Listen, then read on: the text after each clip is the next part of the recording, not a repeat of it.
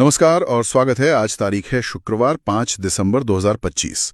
आज हमारे पास जो सामग्री है वो जोधपुर में हुई एक घटना से जुड़ी है। पहली नज़र में देखें तो ये एक वकील और पुलिस के बीच हुई एक कह सकते हैं कहासुनी लगती है, लेकिन जब हमने इसकी परतों को खोला तो ये कानून, अधिकार, सत्ता और अकाउंटेबिलिटी के बड़े सवालों का एक केस स्टडी बन गया। बिल्कुल। हमारी आज की पूरी चर्चा का जो आधार है वो एक ऑनलाइन वीडियो का ट्रांसक्रिप्ट है, जिसमें ये पूरी घटना मतलब शब्द ब शब्द दर्ज है। तो आज हमारा मकसद सिर्फ ये बताना नहीं है कि क्या हुआ, बल्कि ये समझना है कि ये क्यों हुआ। ये घटना एक तरह से देखें तो हमारे सिस्टम के लिए एक स्ट्रेस टेस्ट जैसी है, जो दिखाती है कि जब कानून के रखवाले और कानून के जानकार आमने सामने आते हैं तो होता क्या है। और देखिए, इस समय का संयोग भी कैसा है। अभी कुछ ही दिन पहले 3 दिसंबर को हमने अधिवक्ता दिवस मनाया था, जो देश के पहले राष्ट्रपति और एक बहुत बड़े वकील डॉक्टर राजेंद्र प्रसाद की याद में मनाया जाता है। तो हम एक तरफ वकालत के पेशे की गरिमा की बात करते हैं और दूसरी तरफ जोधपुर की ये घटना एक आईना दिखाती है। तो चलिए आज इसी आईने में झांकते हैं। चलिए शुरू करते हैं। तो कहानी शुरू होती है 1 और 2 दिसंबर की रात को। जगह है जोधपुर का कूड़ी भक्तासनी पुलिस स्टेशन। एक वकील हैं भरत सिंह राठौड़, वो अपनी एक महिला एसोसिएट के साथ वहां पहुंचते हैं। मामला ये था कि वो एक रेप पीड़िता के बयान दर्ज करवाने में उसकी मदद करने गए थे। यहाँ तक तो सब बिल्कुल सीधा साधा लगता है। एक वकील अपना काम कर रहा है। हाँ, सब ठीक था, लेकिन फिर एक बहुत छोटी पर महत्वपूर्ण बात सामने आई। जो पुलिस अधिकारी बयान दर्ज कर रहा था वो यूनिफॉर्म में नहीं था, सादी वर्दी में था। अच्छा, अब सुनने में शायद ये बहुत बड़ी बात ना लगे, लेकिन कानूनी प्रक्रिया में इसका बहुत महत्व है। देखिए, यूनिफॉर्म सिर्फ कपड़े नहीं है, वो राज्य की अथॉरिटी, उसकी वैधता और जवाबदेही का प्रतीक है। जब कोई अधिकारी वर्दी में होता है तो वो एक व्यक्ति नहीं बल्कि एक संस्था का प्रतिनिधित्व कर रहा होता है। और वकील साहब ने बस इसी बात पे सवाल उठा दिया। हाँ, उन्होंने पूछा कि आप वर्दी में क्यों नहीं हैं, और यहीं से मतलब मामला बिगड़ना शुरू हो गया। हाँ। जब उन्होंने इस बात की शिकायत एसएचओ से करने की कोशिश की तो स्थिति विस्फोटक हो गई। हाँ। वीडियो में एसएचओ के जो शब्द सुनाई देते हैं वो सच में हैरान करने वाले हैं। वो वकील को धमकाते हुए कहते हैं, चल तेरे को मैं 151 में अंदर डाल देता हूं। एक मिनट रुकिए, ये धारा 151 का जिक्र बहुत जरूरी है। सीआरपीसी की ये धारा पुलिस को एक तरह की प्रिवेंटिव पावर देती है। मतलब अगर पुलिस को लगता है कि कोई व्यक्ति कोई संज्ञेय अपराध करने वाला है, कोई गंभीर अपराध, हाँ, जिससे शांति भंग हो सकती है, तो वो उसे रोक सकती है, गिरफ्तार कर सकती है। ये कानून का एक कवच है जो समाज की सुरक्षा के लिए है। लेकिन यहाँ तो इसका इस्तेमाल एक हथियार की तरह हो रहा था। एसएचओ आगे कहते हैं, तेरा खोपड़ा खराब है क्या, तमीज 2 मिनट में सिखा दूंगा तेरे को। ये भाषा है, ये किसी जिम्मेदार लोक सेवक की भाषा तो नहीं लगती। बिल्कुल नहीं लगती। और यहीं पर उस कवच का हथियार के रूप में दुरुपयोग दिखता है। स्रोत में इसकी तुलना एक खुले बैल से की गई है कि कैसे कभी-कभी शक्तियों का इस्तेमाल बिना सोचे समझे हो जाता है। एक जायज सवाल पूछने पर धारा 151 की धमकी देना, ये दिखाता है कि कैसे एक कानूनी प्रावधान को असहमति की आवाज दबाने के लिए इस्तेमाल किया जा सकता है, और ये उस शक्ति के संतुलन को बिगाड़ देता है जो एक नागरिक और राज्य के बीच होना चाहिए। इस पूरे घटनाक्रम में एक और किरदार है जिसका जिक्र करना बहुत जरूरी है। वो है वकील साहब की महिला जूनियर एसोसिएट। अगर उन्होंने उस तनाव भरे माहौल में हिम्मत दिखाकर अपने फोन से वो वीडियो रिकॉर्ड नहीं किया होता तो क्या होता? शायद ये कहानी पुलिस स्टेशन की दीवारों में ही कहीं दफन हो जाती। इसमें कोई शक नहीं है। वो वीडियो ही तो सबूत बना। उसके बिना ये सिर्फ एक वकील के आरोप होते और एक पुलिस अधिकारी का खंडन, शब्द बनाम शब्द। उस युवा वकील ने जो किया वो दिखाता है कि आज के डिजिटल युग में एक कैमरा भी पारदर्शिता और जवाबदेही का कितना शक्तिशाली औजार बन सकता है। बिल्कुल। तो ये तो हुई घटना की तस्वीर, लेकिन इस तस्वीर के पीछे कानून का एक पूरा ढांचा है जो या तो उस रात टूट रहा था या उसे तोड़ा जा रहा था। चलिए उस ढांचे को समझते हैं। मेरा पहला सवाल तो यही है कि क्या पुलिस को एक वकील को उसके काम से रोकने का कोई अधिकार है भी? कानून क्या कहता है? देखिए, कानून इस बारे में बहुत साफ है, इसमें कोई कंफ्यूजन नहीं है। सबसे पहले आता है एडवोकेट एक्ट 1961। इसकी धारा 30 हर वकील को ये अधिकार देती है कि वो किसी भी अदालत, ट्रिब्यूनल या किसी भी कानूनी अथॉरिटी के सामने अपने क्लाइंट का प्रतिनिधित्व कर सकता है। अथॉरिटी? हाँ, और यहाँ अथॉरिटी शब्द बहुत महत्वपूर्ण है क्योंकि इसमें पुलिस स्टेशन भी शामिल है। अच्छा, तो एक वकील का पुलिस स्टेशन में अपने क्लाइंट के लिए मौजूद होना उसका कानूनी अधिकार है। पुलिस का कोई एहसान नहीं है। बिल्कुल, वो वहां अपनी ड्यूटी कर रहे थे, किसी की इजाजत से नहीं बल्कि कानून की ताकत से। और ये सिर्फ एडवोकेट एक्ट तक ही सीमित नहीं है। सुप्रीम कोर्ट का एक बहुत ही ऐतिहासिक फैसला है DK बासु बनाम पश्चिम बंगाल राज्य 1997 का। और ये फैसला सिर्फ वकीलों के लिए नहीं, हर नागरिक के लिए है। इसने कहा कि पुलिस स्टेशन कोई ब्लैक बॉक्स नहीं है जहां नागरिकों के अधिकार दरवाजे पर ही खत्म हो जाते हैं। ये फैसला उस ब्लैक बॉक्स में एक रोशनी की किरण है जो कहता है कि हिरासत में लिए गए व्यक्ति को अपने वकील से मिलने का अधिकार है। तो वकीलों के अधिकार तो पूरी तरह से स्थापित हैं। लेकिन अब सिक्के का दूसरा पहलू देखते हैं।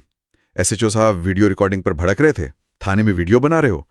क्या उनके इस गुस्से का कोई कानूनी आधार था? क्या एक पुलिस स्टेशन में रिकॉर्डिंग नहीं की जा सकती? ये इस मामले का सबसे कह सकते हैं विडंबनापूर्ण हिस्सा है।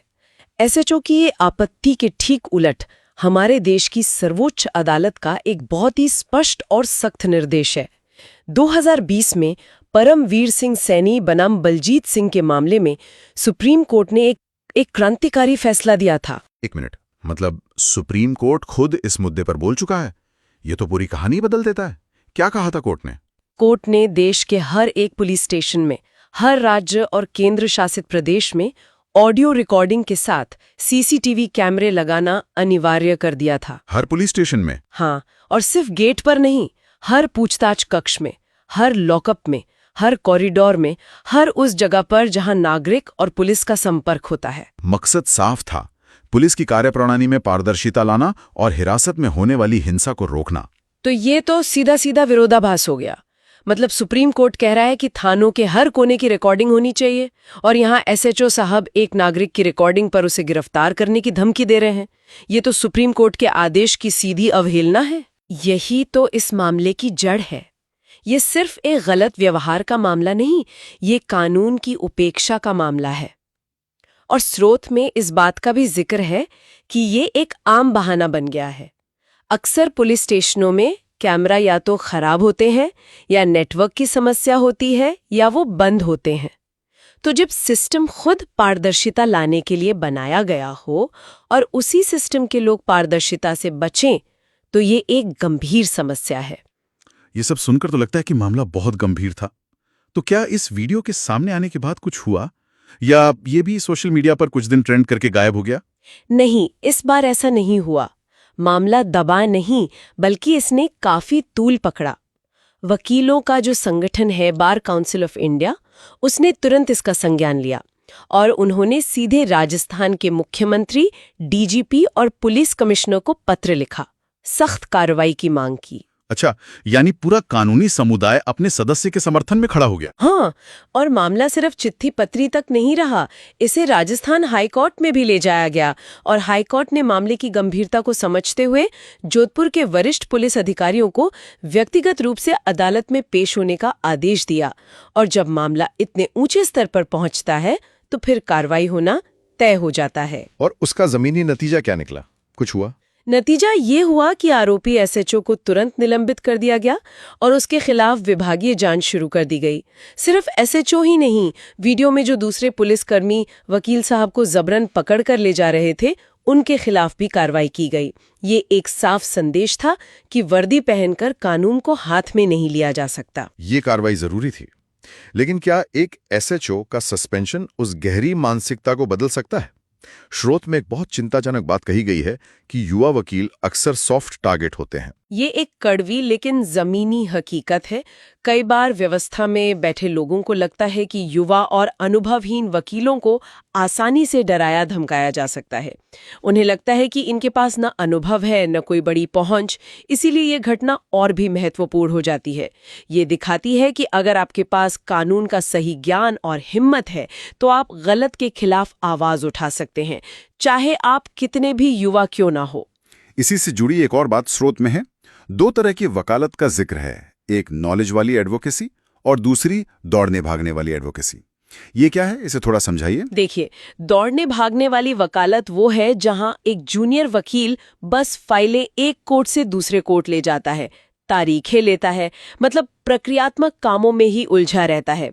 जबकि नॉलेज वाली एडवोकेसी का मतलब है कानून की गहरी समझ रखना, अपने और अपने क्लाइंट के अधिकारों को जानना और तर्कों के आधार पर अपनी बात रखना, चाहे सामने कोई भी हो। इस मामले में वकील भरत सिंह राठौड़ ने जो किया वो नॉलेज वाली एडवोकेसी का बेहतरीन उदाहरण है। उन्हें पता था कि वर्दी के बारे में पूछना उनका अधिकार है और वो उस पर डटे रहें। ये घटना बताती है कि असली ताकत कोर्ट के गलियारों से नहीं, कानून की किताबों से आती है। और यहीं पर वो सबसे बड़ा और सबसे परेशान करने वाला सवाल उठता है। अगर एक वकील के साथ, जो कानून का जानकार है, जो सिस्टम को समझता है, उसके साथ पुलिस स्टेशन में ऐसा बर्ताव हो सकता है, तो एक आम नागरिक की क्या बिसात है, उसकी क्या स्थिति होगी? वो तो शायद डर के मारे अपनी बात रखने की हिम्मत भी नहीं कर पाएगा। यही इस पूरी चर्चा का सबसे गंभीर और चिंताजनक बिंदु है। ये घटना सिर्फ एक वकील और पुलिस के बीच का टकराव नहीं है, ये रूल ऑफ लॉ यानी कानून के शासन पर एक सीधी टिप्पणी है। अगर वो व्यक्ति जो नागरिकों के अधिकारों की रक्षा के लिए प्रशिक्षित है, वो खुद ही सत्ता के सामने असुरक्षित महसूस करे, तो आम आदमी के भरोसे का क्या होगा? स्रोत में तो यहाँ तक एक व्यंग्यात्मक टिप्पणी की गई है कि शायद भविष्य में ऐसा दौर आएगा कि हर परिवार में एक वकील होना जरूरी हो जाएगा, सिर्फ अपनी सुरक्षा के लिए। तो आज की इस पूरी बातचीत को अगर हम समेटें तो जोधपुर की ये घटना कोई अकेली घटना नहीं है। ये हमारी व्यवस्था के भीतर मौजूद उस गहरे तनाव को सतह पर ले आती है जो शक्ति और जवाबदेही के बीच हमेशा चलता रहता है। एक तरफ कानून लागू करने वाली एजेंसी है और दूसरी तरफ नागरिकों के अधिकारों की रक्षा करने वाले वकील। बिल्कुल। और ये मामला किसी एक व्यक्ति या एक विभाग को गलत ठहराने के बारे में नहीं है। ये शक्तियों के संतुलन के बारे में है, चेक्स एंड बैलेंसेस के बारे में। संदेश बहुत साफ है, कानून के रक्षकों को भी कानून की सीमाओं में ही रहना होगा। वर्दी आपको शक्ति देती है, लेकिन ये शक्ति असीमित नहीं है। ये संविधान और कानून के दायरे में बंधी हुई है। ये घटना उस संतुलन को फिर से स्थापित करने की, सिस्टम में जवाबदेही की मांग करती है। और हमेशा की तरह हम अपने श्रोताओं के लिए कुछ सवाल छोड़कर जा रहे हैं जिन पर वो सोच सकते हैं। पहला सवाल तो ये है कि क्या तकनीक, जैसे कि हमारे हाथ में मौजूद मोबाइल फोन का कैमरा, अब सत्ता के दुरुपयोग के खिलाफ एक नागरिक का सबसे बड़ा और सबसे प्रभावी हथियार बन गई है? और दूसरा, जब कानून के रखवाले और कानून के जानकार आमने सामने हो, तो न्याय का पलड़ा किसकी तरफ झुकना चाहिए? व्यवस्था की सुविधा की तरफ या एक नागरिक के मौलिक अधिकार की तरफ? इस पर जरूर सोचिएगा।